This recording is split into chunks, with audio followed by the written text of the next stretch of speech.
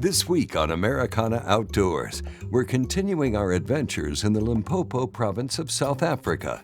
Well, so far we've had a chance to see a wide array of plains game animals, from stocky warthogs to sleek and slender impalas, all the way up to massive wildebeest. Our journey carries on with Wade Middleton as he sets out on his quest to go one-on-one with the gray ghost of Africa. Kudu are a species of spiral-horned antelope that I first encountered in Texas almost 30 years ago. I was enamored by them, watching them how they move through the brush and lower their heads, watching them jump fences like it wasn't even there. How they disappeared, likely that's how they got their nickname, the Gray Ghost. I mean, they were just something that was ingrained in my head. And I've had many opportunities back home to hunt them on properties. But in my mind, I wanted to hunt them in their native land all along. That was one of my biggest dreams in hunting, was to go to South Africa to hunt kudu where they're native.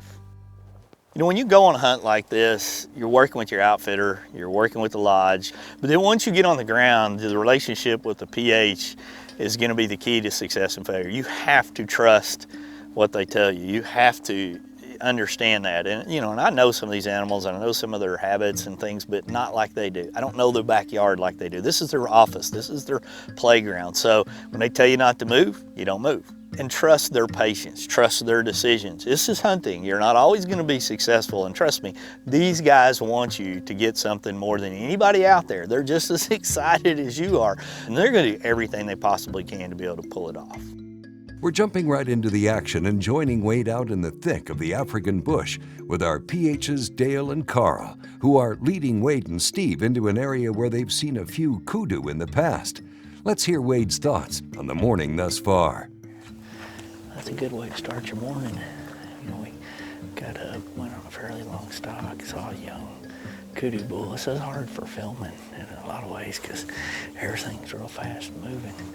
But then we got it kind of down on a little road and eased up on the game trail. Saw a lot of this young impala, one big kudu bull, but all the impala kind of spooked him out. So we're gonna make a move to another spot. We drove to another property based on the conditions. They thought it would be perfect, and we kind of eased into what it looked like to me when we first got was kind of an old rocky valley. There were some high ridges, brush covered on the sides.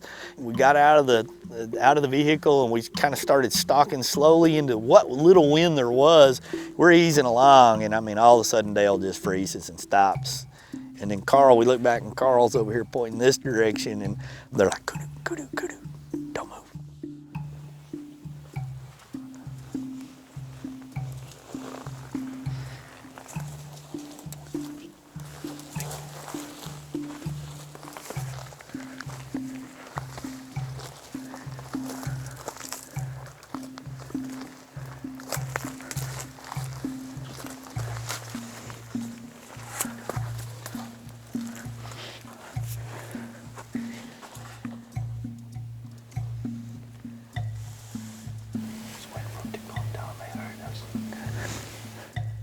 All I can see is glimpses. I mean, we can't even move.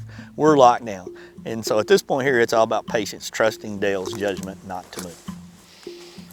Pretty view up here. Minutes went by, and then more minutes went by.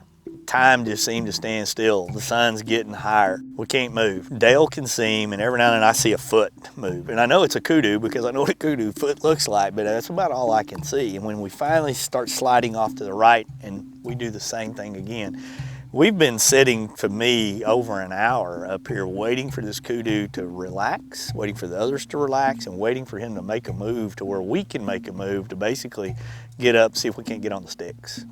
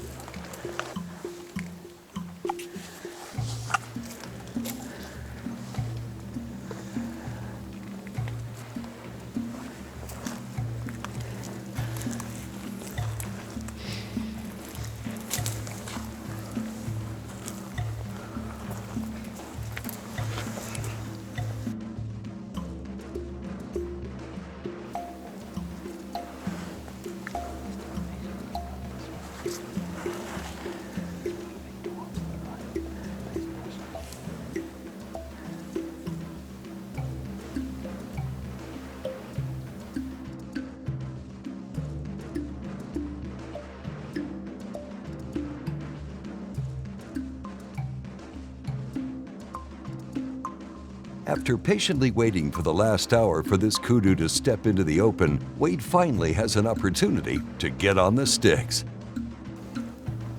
He's right there.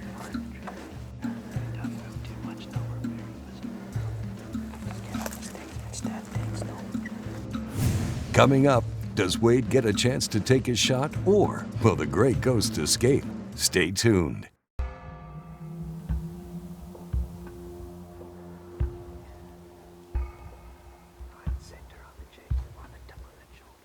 On the tip of the shoulder.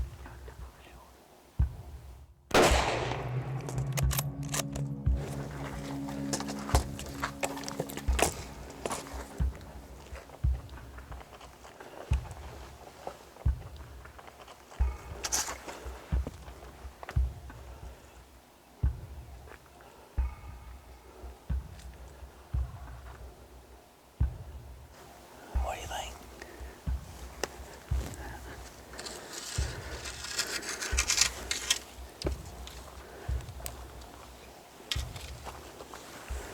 Hit him a little back, a little high. Shot him behind the shoulder, basically, and a little high. Hit it. Just give him some time. Okay. I'm kind of numb at this point, and we're easing along, and we're looking down. We're on this cliff. We're looking for him from high up above. We don't find anything. We don't see him. We can't find him anywhere. So we start working our way down the cliff, and we get down to the road. Immediately, we start finding blood, and we start to track.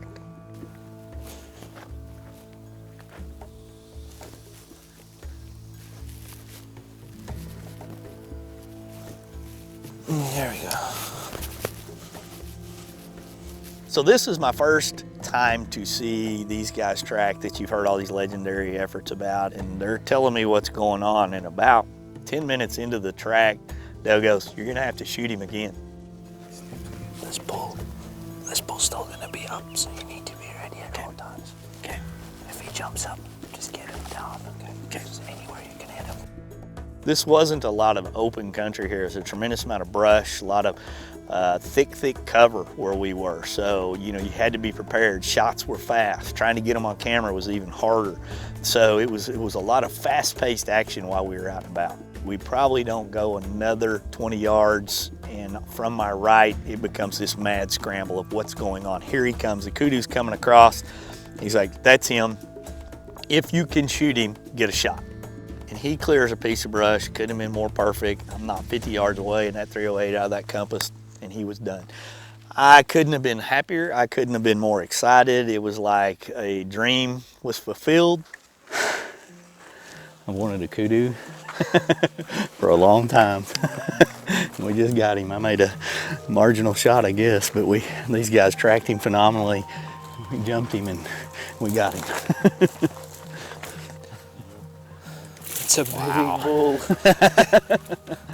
I mean, since like the early 90s, first time I ever saw a kudu in Texas, actually, I've been just in love with them, the gray ghost. And, to go through that stalk, and the thing about it is the way we set up and everything, it's just so thick, and you have to trust your guide what he's seeing the whole time. I mean, the whole time, because he knows what he's looking at, and when he tells you to be ready, you get up and do what he says, and because he knows this country and knows the bush.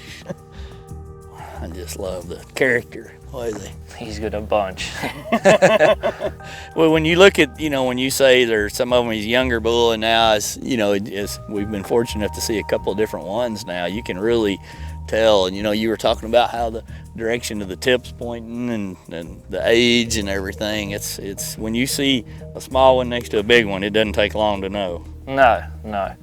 I mean, that ivory's on the end. You see how he's rounded those tips already. He's lost some inches, and those ivories will get longer and longer and longer. Wow. Just with age. Wow. Phenomenal. Thank you, sir. Good job. Pleasurable.